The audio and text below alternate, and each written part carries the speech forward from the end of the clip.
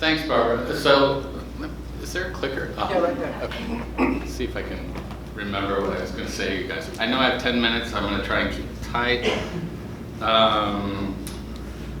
So yeah, my name's Darrin Caddes. I work for Poly, formerly known as Plantronics. And for those of you that don't know, Plantronics was a company, and is a company, or was a company.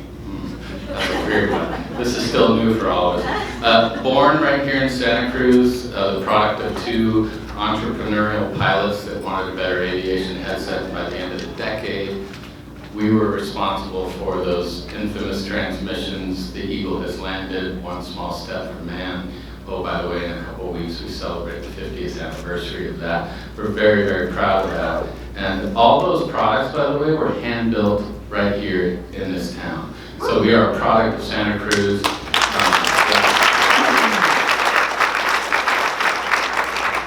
And more recently, Plantronics acquired Polycom. If you're familiar with Polycom, it's another enterprise communications company. And we have merged and we've come together as Poly, rebranded ourselves as Poly. So there's the elevator explanation of the name. So I talked to Matthew about, or he asked me to speak tonight, and I didn't really know what to say. So I made some stuff up, and hopefully it makes sense. But let me see if I can remember. Let's start with this. So I've had the distinct good fortune to have stumbled through my life with an amazing amount of dumb luck, or at least what I've always referred to as dumb luck in terms of my career. I've worked for some incredible companies and unbelievably gifted, talented people, and I've always assumed that it was just really good fortune and being in the right place at the right time. Because there's no way that this kid in the rhinestone-studded Elvis jacket that grew up in the middle of the desert, that was deeply, and still is, deeply dyslexic, was ever going to amount to anything. I barely graduated high school. I shouldn't have graduated high school. Still don't know how that happened. So I'm going to call it dumb luck. But anyway, one thing led to another, and I always loved to draw, I always loved to tinker, I build things, as Barbara said, and it took me to design school. I happened to wind up at a pretty good one, and at the end of it, just before I graduated, I got picked up by Fiat and wound up working and designing cars in Italy, which I never expected. Dumb luck, right?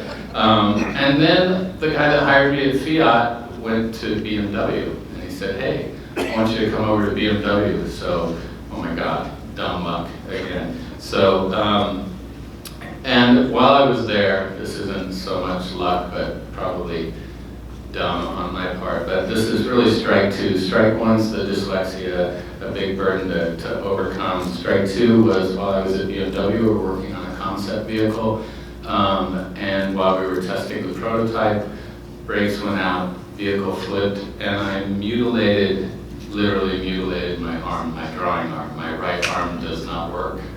My wrist doesn't move. I have no independent motion of my fingers. I lost 98%, I think this was the number that they gave me, of the functionality in my right arm. This is how I identified myself. This is my work. This was my career. And I was scared to death, to be honest. So I was out of work for 14 months rehabilitating, and I had to teach myself how to draw. Again, I tried it with my left hand. That clearly wasn't going to work.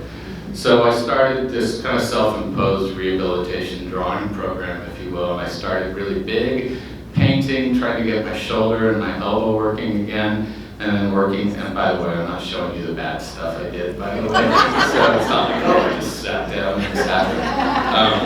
And then I started with small, kind of loose motorcycle sketches, my real love in life, and then worked until I got my chops back, basically.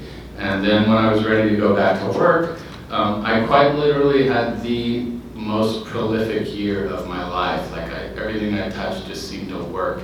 I loved enduro riding. I had this passion project and created this bike that wound up being the most lucrative product lineup in BMW motorcycle history. And again, wow, dumb luck. It wasn't anything that was kind of handed to me. It just sort of happened, and I stumbled into it, or so I thought.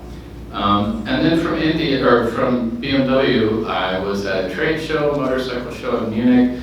I ran into these guys, saw Indian Motorcycle was making a resurgence after 40 some odd years of being a defunct company. I was so inspired, I just went up and talked to these guys and said, I'm just stoked for you guys, wish you luck. And they said, actually, you might be our guy, we're looking for a director of design. And I wound up jumping ship from BMW, going to Gilroy of all places, which brought me here, to start this up. And so, and then strike three, I told them, well, this is great. They said, we want you to start right away. I said, well, in 2 weeks I'm going to Mexico on a motorcycle ride, so I need to start in a month. They said, well, be here 2 weeks, take your ride. And well, long story short, my 2-week ride in Mexico turned into an 8-month hiatus because about an hour and a half after this picture was taken, I broke my back in the desert. And so, okay, another obstacle to overcome. So I did naturally what anyone would do. I started recruiting and hiring for my hospital bed, interviewing for my hospital bed, building a team, and got back to work as quick as I could. Did motorcycles for 3 years, and then, of course, Indian goes belly up. I just bought a house here in town. My wife was pregnant. We both had pre-existing conditions, couldn't get insurance, got flooded, you name it. I think I'm at like strike 17 at this point, right? Which it was part of the dumb luck, to be honest. And so, long story short, after being out of work for 6 months, I get a call from a headhunter about this company called Plantronics, which I'd never heard of before. Totally out of my lane. I was a transportation designer, knew nothing about it. And so, but long story short, it became interesting, it caught my attention. I'm a space geek. The history of the company really appealed to me. And anyway, I thought this was going to be a 2-year gig. That was 15 years ago. And it continues to motivate me, it continues to inspire me. And it has proven to be, I've had some great gigs. This by far has been the best job I've ever had in my life. I work with incredible people. I work in a city that I want to be in, the geographic location, I should say, that I want to be in. I work in a community that I love, and I feel very, very blessed to be here. So, is it dumb luck? It really is only in hindsight for me that I look back on these experiences and came to the conclusion that maybe it wasn't just being in the right place at the right time, that maybe I actually wound up putting myself in the right place at the right time, but not by design. It was because I loved what I do, and I care deeply about what I do, and I'm highly motivated. My work isn't work, it's employment, it's mission work. So if I have a message or anything of value that I would hope to leave with you, whether you're looking to hire or looking to be hired in this job search, I would hope that what you're looking for is not employment, but purpose. I would hope that what you're looking for is not placement, but a fit. You know, and that works for both sides of the equation, because when you love what you do, when you love the people that you work with, and you feel that there is real intrinsic value to what you do and you bring to the table every day, I know it's trite, I know we've all heard it before, but if you really love it, it isn't work. So sometimes we just need a job.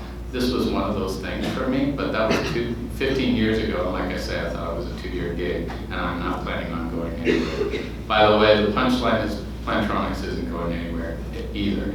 So since the merger, we're actually bringing more people over to this side of the hill than the kind of traditional Santa Cruz exports to the valley, so that's really, really good news. We're deeply, deeply committed to the community. We're staying here, we love it here, and that's a wrap, and I think I did it under 10.